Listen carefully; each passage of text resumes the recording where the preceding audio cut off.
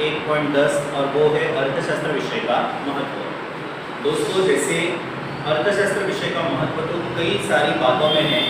हर एक आर्थिक व्यवहार में अर्थशास्त्र ही अपने सैद्धांतिक दृष्टिकोण से हमारी मदद करता है, चाहे फिर वो हम अनजाने में ऐसा व्यवहार करें या फिर सोच समझकर व्यवहार करें, लेकिन व्यक्ति के प्रत्येक व्यवहार में आपको अर्थशास्त्र की झलक दिखाई देती है।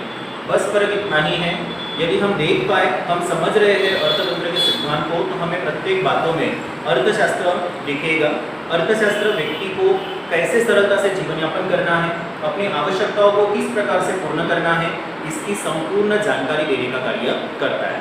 अर्थशास्त्र विषय का महत्व दोस्तों सीमित शब्दों में नहीं समझाया जा सकता, और इसीलिए इसे अलग अलग मुद्दों के द्वारा हम यहाँ पर 3 पॉइंट की सहायता लेकर समझेंगे, जिसमें सबसे पहला महत्व जो है वो है व्यवहारिक महत्व, दूसरा महत्व जो है वो है आर्थिक महत्व, और तीसरा महत्व जो है वो है व्यवसायिक महत्व। तो सबसे पहले वाले पॉइंट पे आते हैं, व्यवहारिक महत्व। इसमें 2 पॉइंट है, अंतरराष्ट्रीय घटनाएं और ऐतिहासिक घटनाएं। दोस्तों, मनुष्य के आर्थिक व्यवहार का अध्ययन करने वाला शास्त्र अर्थात अर्थशास्त्र, ये अर्थशास्त्र की सामान्य परिभाषा भी दी गई।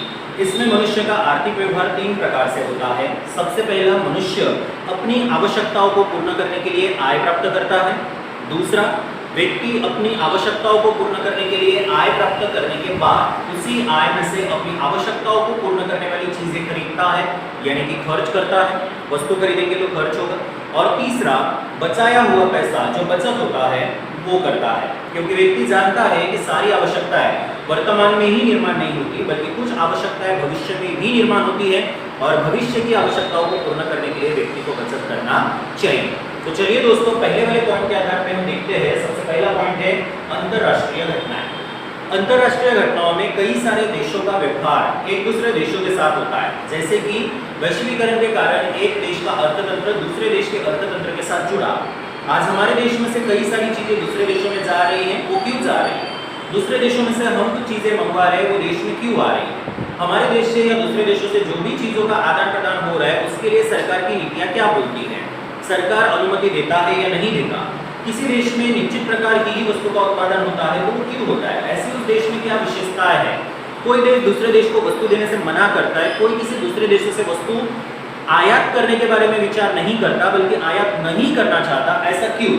ऐसी सभी बातों का जवाब हमें अर्थशास्त्र विषय ही प्रदान करता है। तो ये पहला पॉइंट है दोस्तों आपका, अंतरराष्ट्रीय घटनाएं। सेकेंड वाला पॉइंट है ऐतिहासिक घटनाएं। ऐतिहासिक घटना यानी कि थोड़ा सा हिस्टोरिकल चलना है। पहले के समय में हमारे देश का व्यापार अंग्रेजों के साथ होता था, रशिया देशों के साथ होता था। वर्तमान समय में अमेरिका, रशिया जैसे देशों के साथ, यहाँ तक हम अलग अलग देशों में भी अपने देश की प्रोडक्ट बेच रहे हैं, यानी कि निर्यात कर रहे हैं। तो दूसरा वाला मुद्दा जो है दोस्तों ऐतिहासिक घटना, उसमें किस प्रकार, किस उद्देश्य से अंग्रेज हमारे देश में आए, उन्होंने शासन करने में कौन सी नीतियां अपनाई, उन्होंने किस तरह से हमारे देश के खेती क्षेत्र को, उद्योग क्षेत्र को, सेवा क्षेत्र को पूरी तरह से नेस्तनाबूद किया, बर्बाद किया। अर्थतंत्र में किस तरह से वो 150 साल से अधिक समय तक शासन करने में कामयाब रहे। उनकी ऐसी कौन सी नीतियां थी कि जिनके कारण इतने बड़े देश में, यानी कि भारत देश के लोग इतने ज्यादा होने के बावजूद भी स्वतंत्रता प्राप्त करने में कई वर्ष लग गए। ये सारी बातें जो ऐतिहासिक बातें हैं, हमारे देश में से वस्तुएं अगर दूसरे देश में जाती थी तो हमने ब्रिटेन को ही क्यों चुना, यूरोप में ही हमने वस्तुएं क्यों भेजी, शुरुआत में निर्यात हमारा यूरोप में ही क्यों अधिक होता था? इन सभी प्रश्नों का समाधान यदि आपको चाहिए तो उसके लिए भी हमें अर्थशास्त्र का ही अध्ययन करना पड़ेगा, यानी कि अर्थशास्त्र का अध्ययन करने से ही हमें इन सभी प्रश्नों का जवाब मिल सकता है। मित्रों, आते हैं दूसरे वाले पॉइंट पे, आर्थिक महत्व। आर्थिक महत्व में सबसे पहला पॉइंट दैनिक निर्णय लेने के लिए। व्यक्ति कोई भी निर्णय जो रोज-बरोज के निर्णय होते हैं, वो प्रत्येक निर्णय व्यक्ति स्वतंत्रता पूर्वक ले पाता है। लेकिन दोस्तों, यदि उसमें अर्थशास्त्र के सिद्धांतों का यदि उपयोग किया जाए तो व्यक्ति दैनिक निर्णय लेता है, वो सरलता से ले पाएगा और बेहतर तरीके से और प्रॉफिटेबल ले पाएगा। जैसे यदि अर्थतंत्र का अध्ययन करोगे तो आपको पता चलेगा कि वर्तमान समय में कौन से क्षेत्र में निवेश करने जैसा है। हम पैसा किस में लगाए तो हमारा पैसा ज्यादा तेजी से वृद्धि होगा, यानी कि बढ़ेगा। बचत कैसे करनी है, आय कहां से प्राप्त करना है, खर्च कैसे करना है, खर्च में भी सर्वप्रथम कौन सी वस्तु को प्रेफर करना है, बाद में हम कौन सी वस्तु खरीदेंगे, आय प्राप्त करना हो तो अधिक आय प्राप्त करने के लिए व्यक्ति को कैसे प्रयास करने चाहिए, ये सारी बातों की जानकारी हमारा विषय यानी कि अर्थशास्त्र हमें प्रोवाइड करता है। अर्थशास्त्र का अध्ययन करने से व्यक्ति को बचत कैसे करनी है, कहाँ करनी है, इन्वेस्टमेंट कैसे होता है, कहाँ पर इन्वेस्टमेंट करना है, लॉन्ग टर्म मतलब लंबे समय के लिए इन्वेस्टमेंट करना है या कम समय के लिए इन्वेस्टमेंट करना है, इन सभी बातों की जानकारी उसे व्यवस्थित मिलती है मात्र और मात्र अर्थशास्त्र का अध्ययन करके। दोस्तों दूसरा पॉइंट है सरकारी नीतियों को समझने के लिए।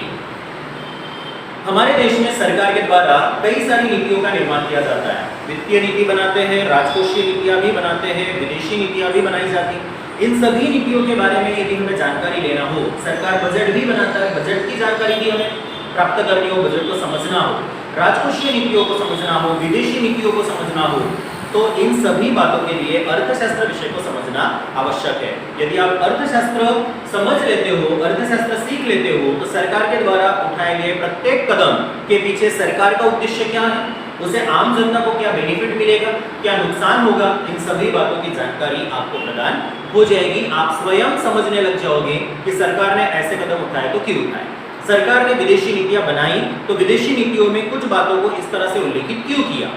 ऐसे सभी बातें अगर आपको समझनी है तो उसके लिए आपको अर्थशास्त्र विषय समझना है। अर्थशास्त्र के द्वारा ही सरकारी नीतियां, चाहे वो विदेशी नीति हो, राजकोषीय नीति हो, वित्तीय नीति हो, इसके अलावा मॉनेटरी पॉलिसी भी होती है, मौद्रिक नीतियां भी सरकार बनाती है, फिस्कल पॉलिसी भी होती है, तो ये सभी प्रकार की नीतियों को आप बेहतर तरीके से समझ पाओगे।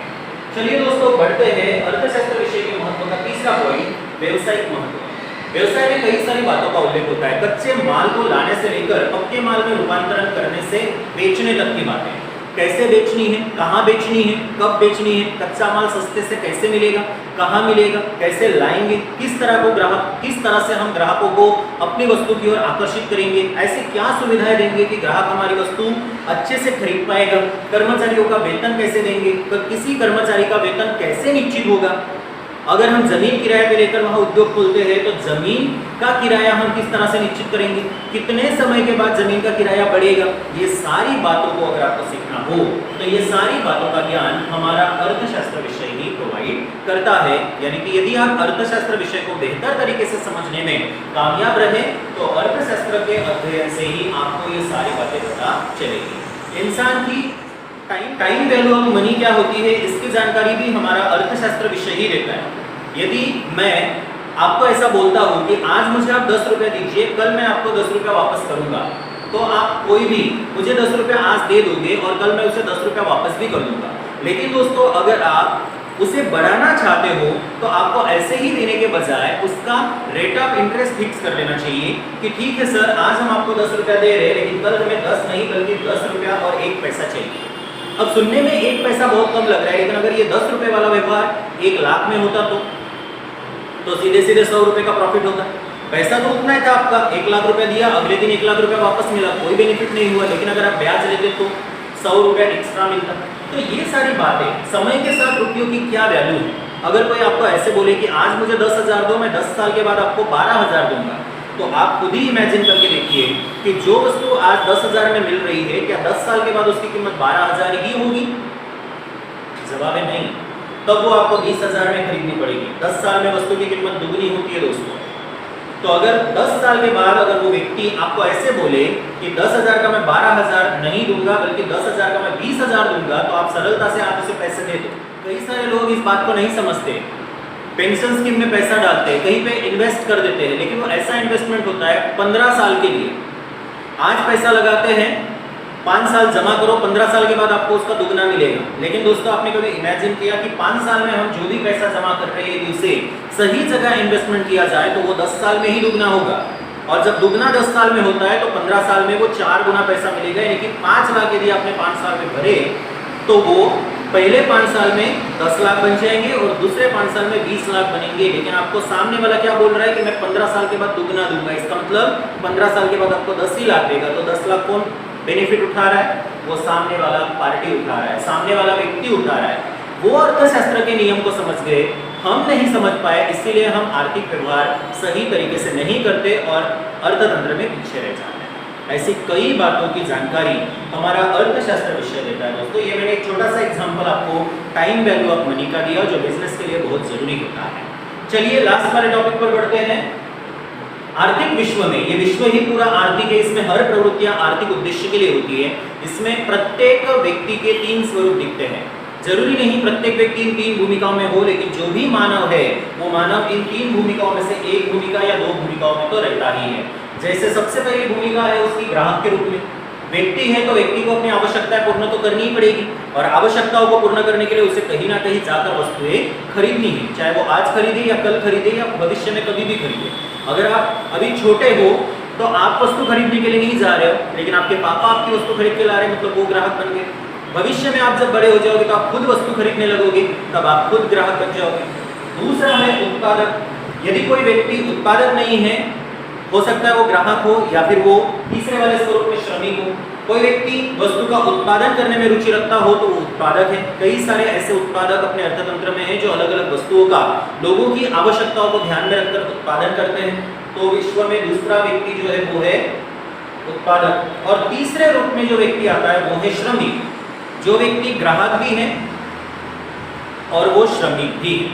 दुनिया में प्रत्येक व्यक्ति ग्राहक है, कुछ व्यक्ति उत्पादक है और ग्राहक है, कुछ व्यक्ति श्रमिक है और ग्राहक है, और ग्राहक तो ग्राहक है।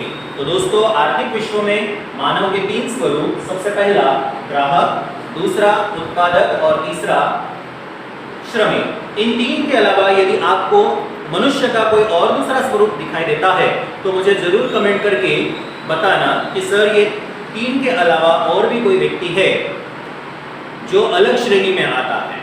दोस्तों जहां तक मेरी जानकारी है ऐसा कोई व्यक्ति किसी श्रेणी में आएगा नहीं।